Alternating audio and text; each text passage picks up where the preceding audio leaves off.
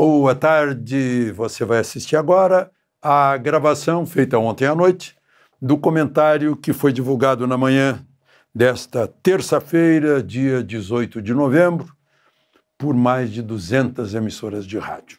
Lembre-se de se inscrever e ao final de deixar o gostei ou não gostei. Vamos então ao comentário.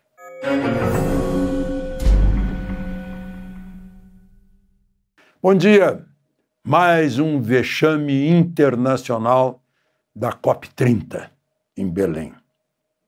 O chanceler da Alemanha, ou seja, o chefe de governo da Alemanha, o Friedrich Merz, ao voltar para a Alemanha, segundo a Deutsche Welle, ele perguntou aos jornalistas alemães que voltavam também: quem de vocês gostaria de ficar por aqui? Aí ele conta isso e diz que ninguém levantou a mão. Todos ficaram aliviados por termos voltado para a Alemanha, especialmente daquele lugar onde estávamos. Meu Deus do céu! Imagina só que situação. O choque para eles. Esgoto a céu aberto, muito calor.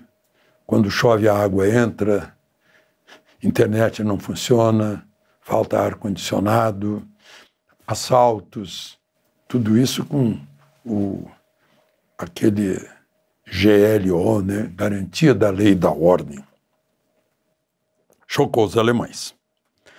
Outra coisa que choca é quando a gente vê, como ontem, que os dois convocados para depor na CPMI do gigantesco e cruel roubo de aposentados e pensionistas do INSS, os dois, um chega de habeas corpus e outro chega de atestado médico.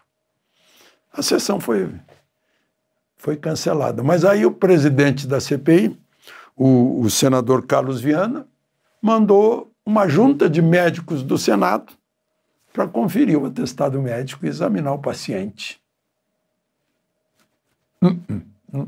Não tinha nada. O seu ex-coordenador de pagamentos e benefícios do INSS, Jucimar Fonseca da Silva. Esse seu Jucimar tinha muitas ligações, principalmente com a CONTAG. E o outro do habeas corpus é o Tiago Schettini, também ligado ao careca do INSS. Eu não sei por que ninguém quer depor. Todo mundo tem medo de alguma coisa muito grande. Tem medo de falar alguma coisa que entregue alguma coisa grande. É medo. Ninguém quer. A polícia agora prendeu alguns que não quiseram depor, mas já estão presos. É muita coisa.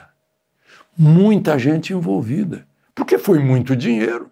Foi mais de 6 bilhões, gente, pegando mais de 2 milhões de pobres idosos que não entendiam bem que é bom tirar pouco, que aí não vão notar, e a gente vai acumulando, vai pagando propina para os funcionários que estão no meio do caminho fecharem o olho, como provavelmente é o caso aí desse da Junta Médica do Senado, que ele vai ter que depor agora. E outro fiasco, né? É o retrato. Correios.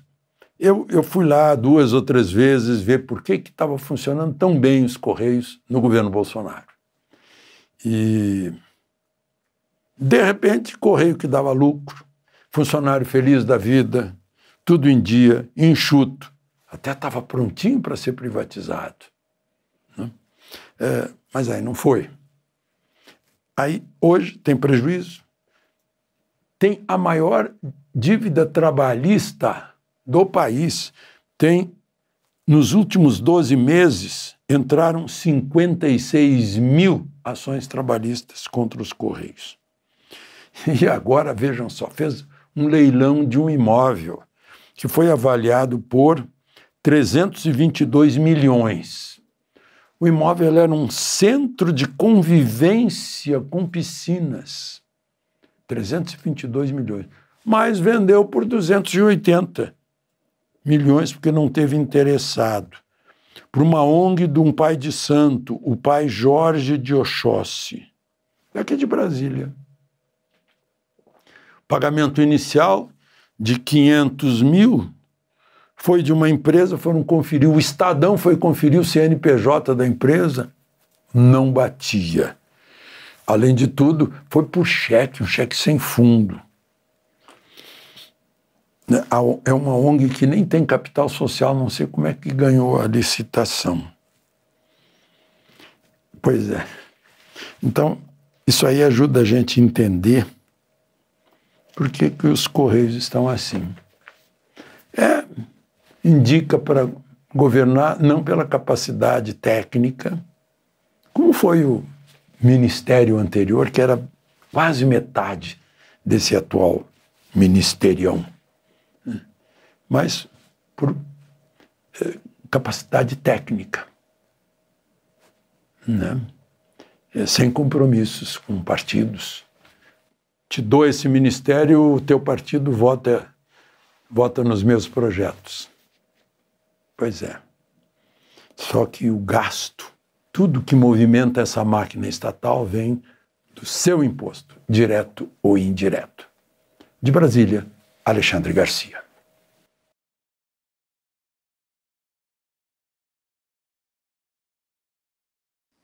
Olá, minha amiga, meu amigo.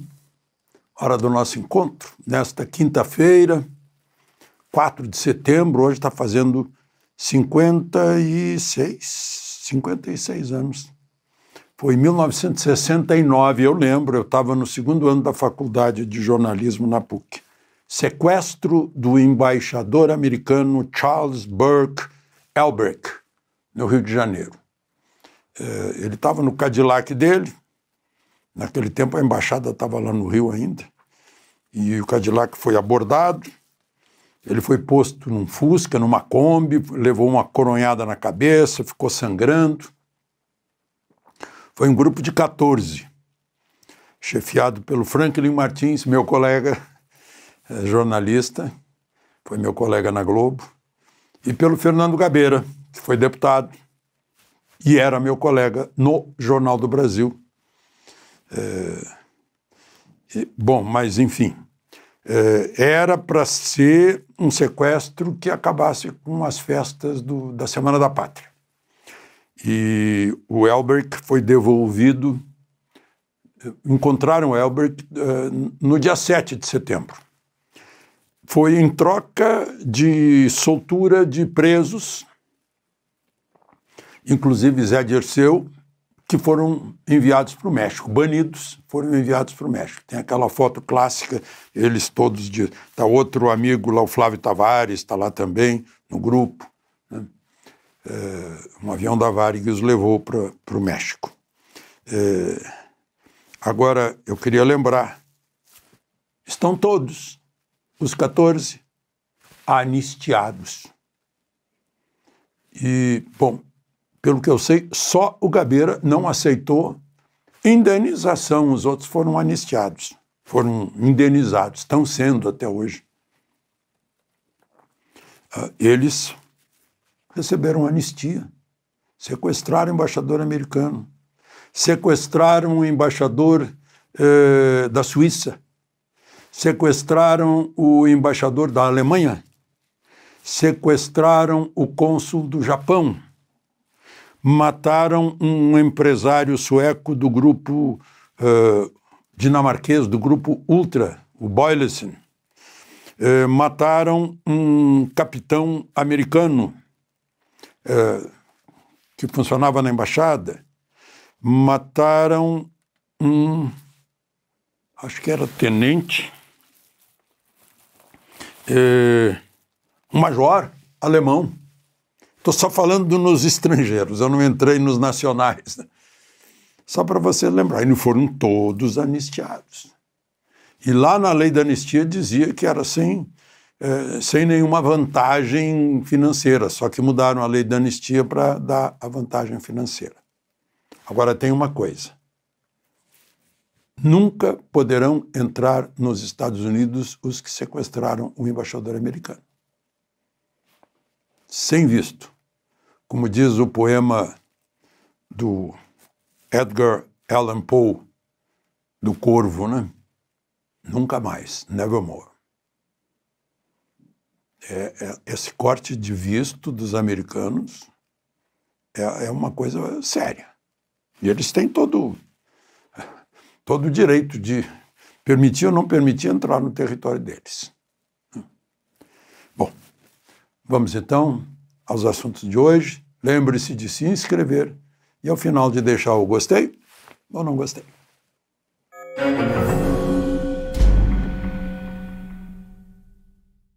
Bom, o primeiro assunto de hoje é a denúncia gravíssima, é um escândalo gigantesco do talha-ferro na Comissão de Segurança Pública do Senado. Está com todos os elementos para encaminhar, eles querem encaminhar para o Supremo, para o Conselho Superior de Justiça, para o Conselho Superior do Ministério Público, porque está entrando Paulo Gonet nessa, junto com Moraes, aquela atuação durante o processo eleitoral, durante a campanha eleitoral, que beneficiou um lado por ter prejudicado o outro lado. Isso é interferência na eleição. Isso é gravíssimo. Estão se mobilizando para fazer uma CPI, para investigar isso, para mandar para a Organização dos Estados Americanos, para a União Europeia, para governos amigos, né? A oposição está se mobilizando nisso. Eu estava conversando com um jornalista veterano do Estadão, ele me disse que não dá para a gente ficar calado nisso, né? O Estadão deu uma página inteira, o Sul de Porto Alegre reproduziu, está lá na Gazeta do Povo, está, né? na Oeste também, mas eu não vi na Folha de São Paulo, obviamente não vi no Globo, né? Isso é muito grave, porque é uma mídia que está vivendo de seus leitores, sua audiência desinformada, é uma irresponsabilidade enorme. Se tornam cúmplices da tentativa de assassinato da democracia no Brasil, das liberdades, do devido processo legal, da Constituição, da lei, dos princípios da lei. Bom, mas, enfim, eu anotei aqui, né? Fraudes processuais, manipulação de investigações, contatos impróprios entre Moraes e Paulo Gonet, né? E Polícia Federal, em que o juiz está presidindo o inquérito ao mesmo tempo, né? São coisas incríveis durante a campanha presidencial. Bom, e ao mesmo tempo há uma mobilização da oposição, que agora o Centrão caiu fora do governo, né? Então está lá a União Brasil, republicanos, progressistas, Partido Liberal, né? Tá tudo isso dá aí uns 340 votos por aí, né?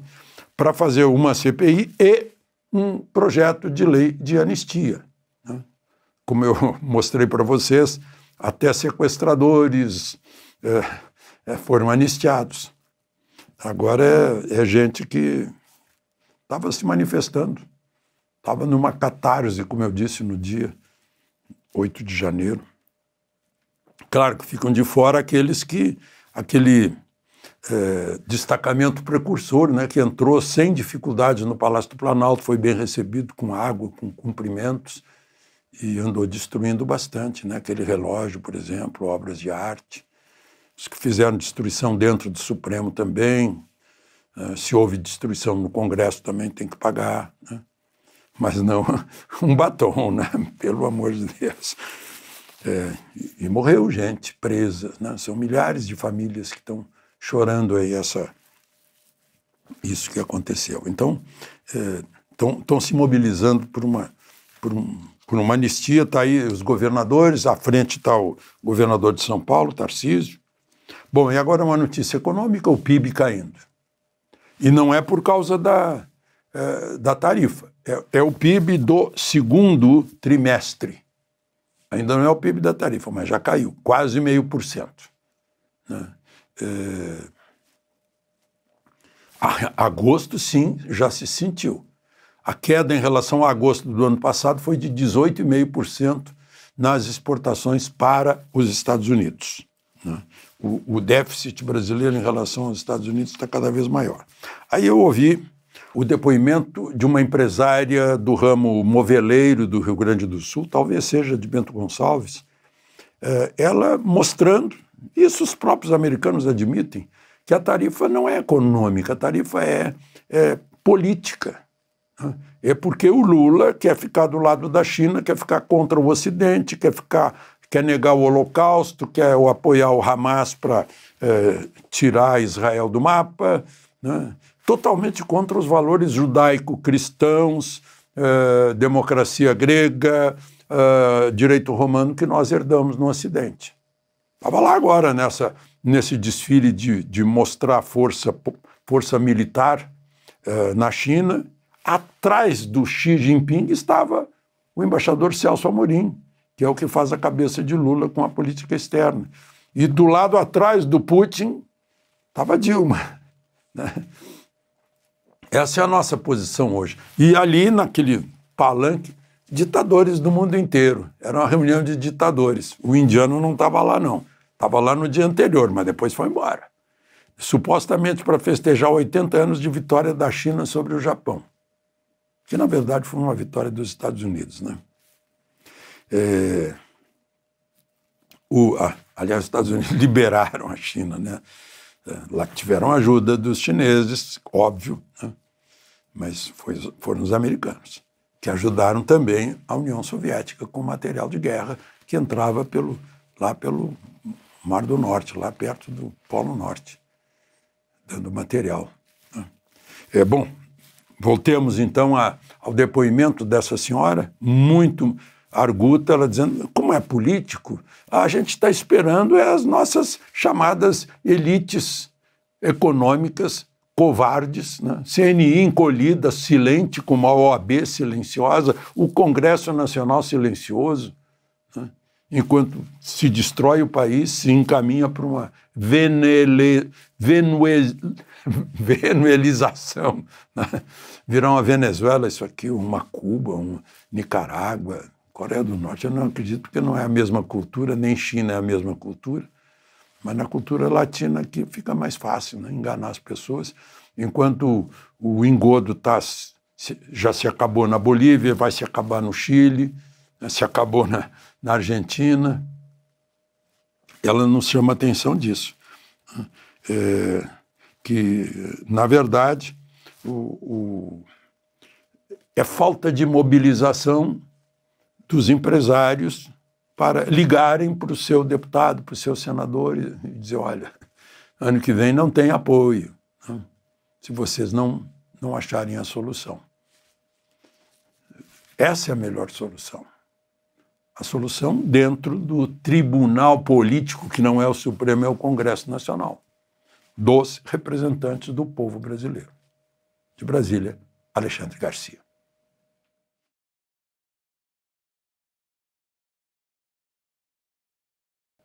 Boa tarde. Você vai assistir agora a gravação feita ontem à noite do comentário de rádio que foi divulgado na manhã desta sexta-feira, 10 de outubro, por mais de 200 emissoras. Lembre-se de se inscrever se ainda não fez isso e ao final de deixar o gostei ou não gostei. Vamos então ao comentário.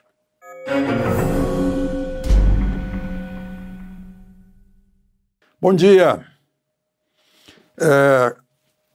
O Departamento de Estado ligou ontem para o Itamaraty com convite do secretário de Estado Marco Rubio, que é o ministro de Relações Exteriores dos Estados Unidos, para que o ministro de Relações Exteriores de Direito do Brasil, Mauro Vieira, vá a Washington para um encontro sobre as tarifas, né, a sobretaxa. Como o Trump já deixou bem claro, a base da negociação vai ser a necessidade de o Brasil reabilitar a liberdade de expressão e o Estado de Direito. Porque os americanos sabem que perdemos isso com atuações do Supremo e omissões do presidente da República, que jurou perante o Congresso Nacional defender a Constituição. Parece que há uma ligação assim dos presidentes de poder para que tudo seja mantido, para que não venha de novo nenhum governo maluco a cortar as benesses, os privilégios, né? a doce vida do mundo estatal. Bom, estou dizendo isso porque a carga de impostos é insuportável e eu vejo a mídia que deveria servir à sua audiência, mas serve ao que a sustenta com propagandas desnecessárias, né? A mídia chama mais imposto o equilíbrio fiscal. Quando há déficit, não diz que é déficit, diz que é um evento de desequilíbrio. E só fala em arrecadação, não fala em cobrança de mais imposto. Que os deputados, representando condignamente os seus mandantes pagadores de impostos e oprimidos pelos impostos, derrubaram essa última tentativa de cobrar mais 17 bilhões do pagador de impostos. Gente, ontem, entre Putin e o presidente do Azerbaijão. E Putin revelou que, ao pedir desculpas, que foi a defesa aérea russa que derrubou o avião da empresa aérea do Cazaquistão, do Azerbaijão, a Azerbaijan Airlines, matando 38 pessoas, e que foi a defesa antiaérea russa que abateu o avião. Não exatamente abateu diretamente, mas com 2 mísseis que foram explodidos no flanco do avião, do lado, a 10 metros do avião, tanto que o piloto disse que tinha havido uma colisão com uma revoada de pássaros, porque o míssil foi destruído, foi uma autodestruição do míssil para que não caísse em algum lugar do território russo, né? Mas atingiu o avião. Os estilhaços, né? Foi como explodir uma granada próxima. Os estilhaços perfuraram a fuselagem, o avião tentou ainda um pouso, mas não deu e morreram 38 pessoas. Parece que teve muito sobrevivente. E Putin pediu desculpas e disse que vai indenizar as famílias e a companhia aérea. Os mísseis teriam sido disparados, segundo Putin, porque havia a suspeita de presença de drones da Ucrânia. Agora, falando em drone, eu fico preocupado com essas coisas chinesas. Estava lá numa cidade que é famosa por fazer demonstrações de fogos de artifício, aqueles desenhos no ar que fazem com drones, Liuyang, né? E aí começou a pegar fogo nos drones, milhares de drones que estavam fazendo desenhos maravilhosos no céu. E caíram sobre o povo que estava lá embaixo assistindo. Não tem registro de morte, mas a gente não fica sabendo se queimou alguém, né? Provocou alguns incêndios, pequenos incêndios que foram logo apagados, mas foi como se fosse uma chuva de meteoro caindo sobre o povo que estava lá, né? Então, a China tem feito maravilhas, né? Aquela ponte maravilhosa, aeroportos com a maior rapidez, mas às vezes dá errado. Foi uma sucessão de destruição dos drones pelo fogo, como se tivesse dado um circuito neles. De Brasília, Alexandre Garcia.